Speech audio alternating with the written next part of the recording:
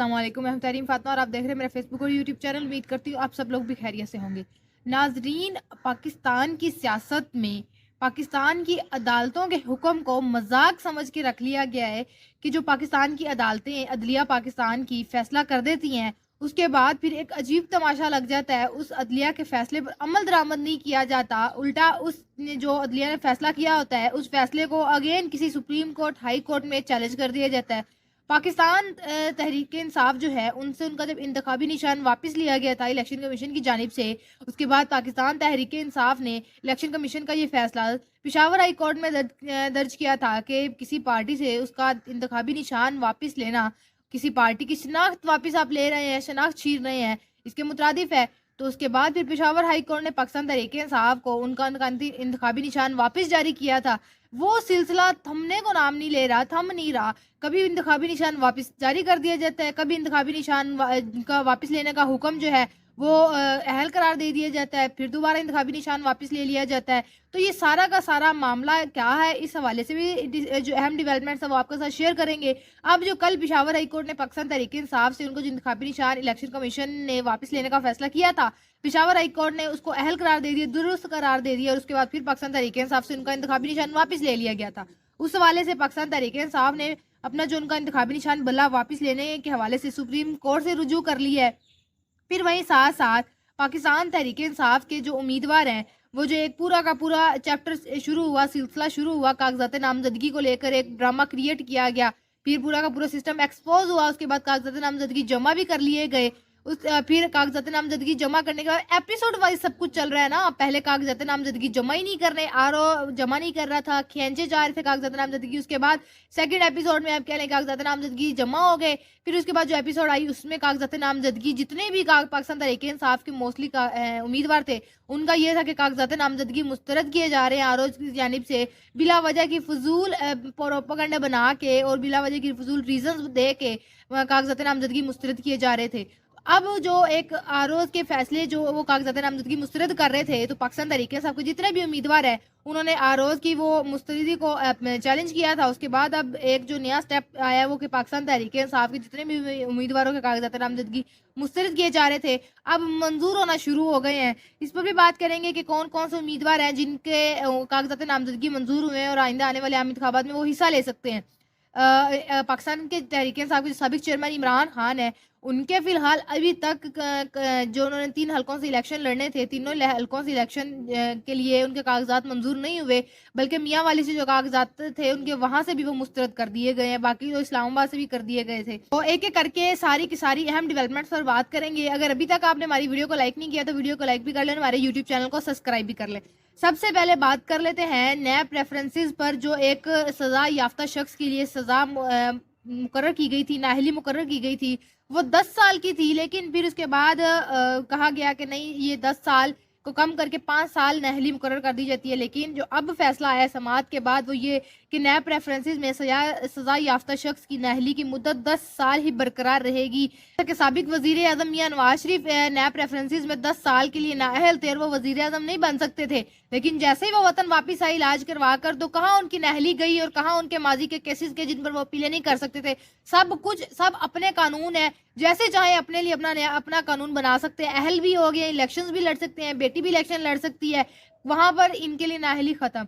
मजीद जो तफसीलात आई हैं वो तफसीलात के मुताबिक अदालत आलिया में नैब सजा याफ्ता की 10 साल नाअहली कम करके 5 साल करने का फैसले के खिलाफ नैब अपील पर चीफ जस्टिस मोहसिन अख्तर कियानी और चीफ जस्टिस समन रिफत इम्तियाज ने समाअत की थी। जस्टिस मोहसिन अख्तर कियानी ने कहा कि 62वें एच में नाअहली के हवाले से क्या लिखा हुआ है, जिसके बाद प्रोसिक्यूटर मोहम्मद जो राफे हैं उन्होंने अदालत को बताया कि फाइक अली जमाली की सजा सुप्रीम कोर्ट तक बरकरार रही है। नैब कानून के मुताबिक नाअहली 10 साल रहेगी। इस्लामाबाद हाई कोर्ट ने नैब सजा याफ्ता के लिए 10 साल नाअहली की मुद्दत बहाल कर दी है।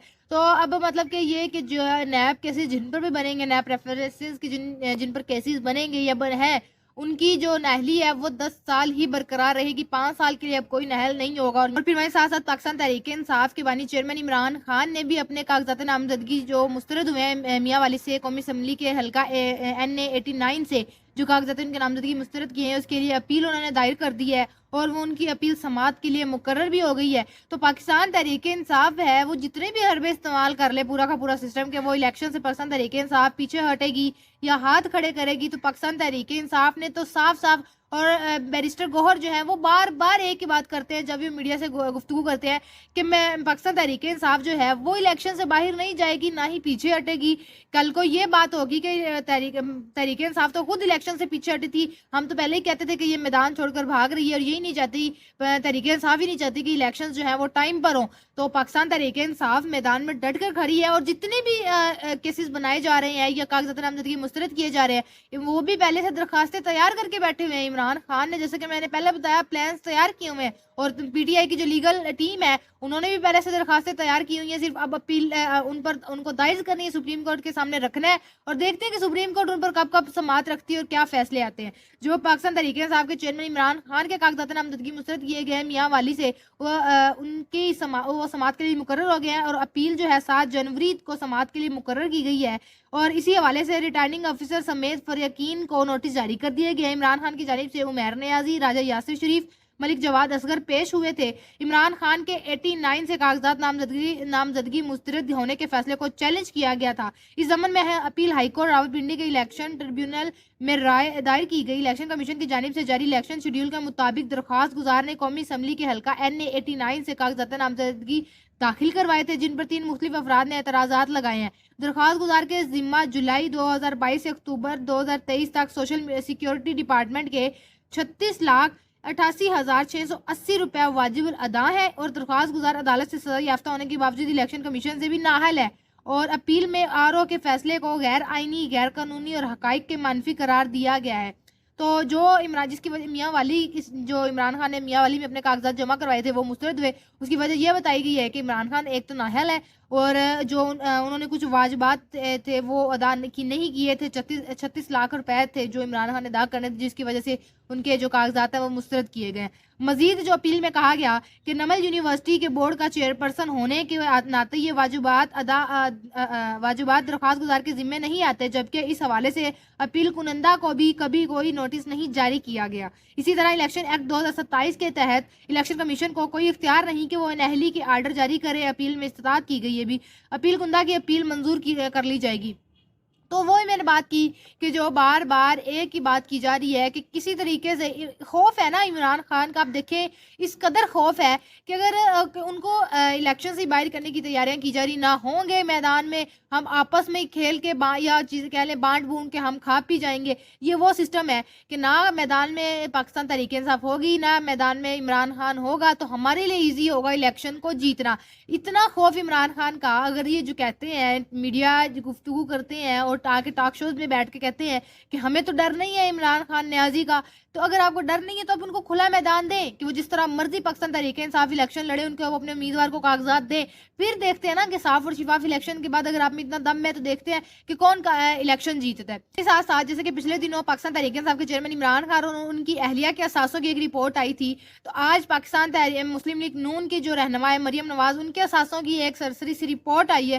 ان پر بھی نظر ڈالتے ہیں کہ جو تحریک انصاف کے اثاثوں کی بعد رپورٹ شائع کی گئی اور جس پر کہا گیا کہ ان کے یہ اثاثے شو کیے گئے ہیں کاغذات جمع کروانے کے وقت کے جو عمران خان کے زمان پارک میں جو اثاثے ہیں یا عمران خان کی اہلیہ کے پاک پتن اور دیپال پور میں اثاثے ہیں.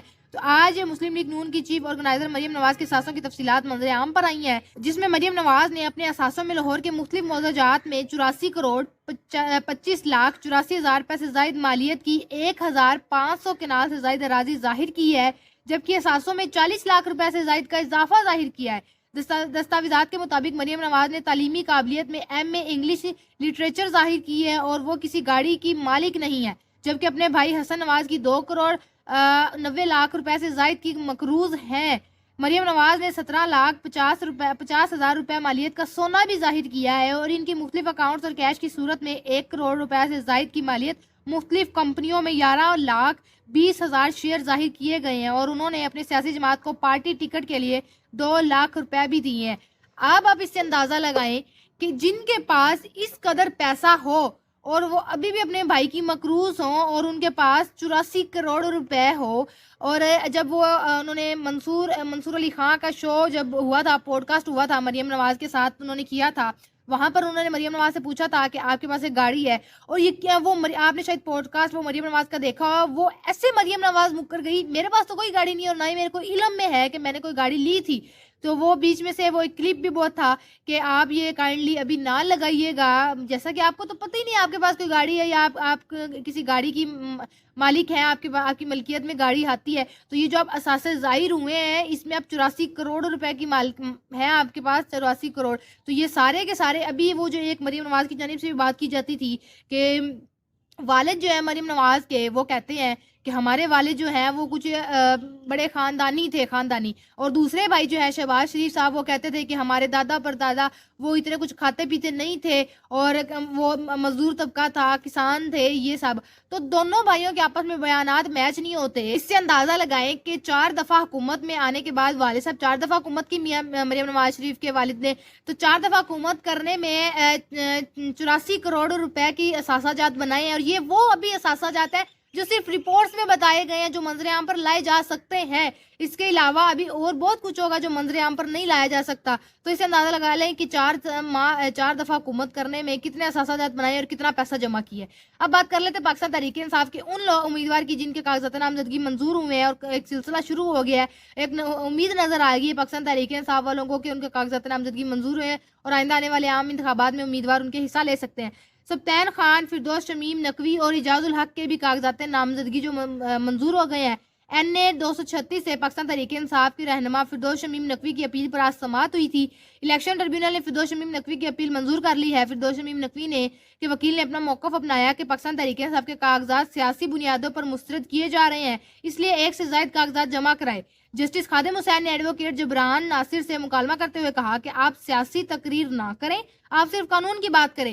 وکیل اپیل کنندہ نے کہا کہ پارٹی کا نشان نہ ہونے پر کاغذات نامزدگی مسترد کیے ہیں. جسٹس خادم حسین نے ریمارکس دیے کہ یہ تو پارٹی بعد میں فیصلہ کرے گی کون امیدوار ہوگا، جانچ پڑتال کے مرحلے میں کیسے مسترد ہوں گے. فردوس شمیم نقوی نے 236 سے ریٹرننگ افسر سے کاغذات نامزدگی مسترد کر دیے تھے. راولپنڈی میں الیکشن ٹریبیونل نے اہم فیصلہ کرتے ہوئے سبطین خان کو میاں والی کے حلقہ 88 سے الیکشن لڑنے کی اجازت دے دی ہے. تو ایک امید جاگ رہی ہے کہ اب پاکستان تحریک انصاف کو عدلیہ سے کوئی آپ کہہ لیں ریلیف مل رہا ہے یا عدلیہ ان کے حق میں فیصلے کر رہی ہے. وہ جو الیکشن کمیشن کے جانب سے بھی کیا جا رہا ہے، خلافت کی جا رہی، مخالفت کی جا رہی پاکستان تحریک انصاف کی.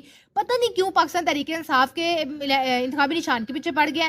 اتنا پتہ ہونا چاہیے کہ پاکستان کے انتخابی نشان سے کوئی فرق نہیں پڑتا، لیکن پھر بھی کر کے دیکھ لیں کیا اس کا رزلٹ نکلتا ہے. اس کے بعد اب عدلیہ اگر پاکستان تحریک انصاف کے لیے اچھے فیصلے کر رہی ہے تو یہ کہ پاکستان تحریک انصاف کو جو امیدوار ہیں ان کو کاغذات نامزدگی جمع کروائے جا رہے ہیں، اور آئندہ آنے والے عام انتخابات میں ایزی ہو کے پاکستان تحریک انصاف کے امیدوار الیکشن لڑ سکتے ہیں. لیکن امید پھر بھی یہی ہے سب کی کہ جو یہ الیکشن ہونے ہیں یہ فیئر اینڈ فری الیکشنز ہوں. دیکھتے ہیں کہ اب یہ جو آئندہ آنے والے عام انتخابات ہیں یہ فری اینڈ فیئر الیکشنز ہوتے ہیں یا نہیں ہوتے.